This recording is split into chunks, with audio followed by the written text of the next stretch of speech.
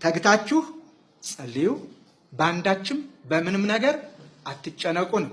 በዚሁ አጋጣሚ ለኦርቶዶክሳውያን በሙሉ ለኢትዮጵያ ኦርቶዶክስ ተዋሕዶ ቤተክርስቲያን ልጆች ግፉ በዝቷል። አፋቸውን የሚከፍቱት በዝተዋል። ተናግረው የሚያናግሩ ከዕለት ወደ ዕለት እየተወለዱ ነው። የማትደፈረዋን ቤተክርስቲያን የሚደፍሩ የማይነካውን የሚነኩ የሚዳስሱ ዛሬም የወዛ ግብረ አበሮች ከዕለት ወደ ዕለት እየተፈጠሩ ነው። ቁም ነገሩ ግን ስተት የሚፈጥሩት እኛንም ለማሳሳት ስለሆነ ሁሉንም ነገር በሕግ እየያዝን መጮህ ወዳለብን እንጮሃለን።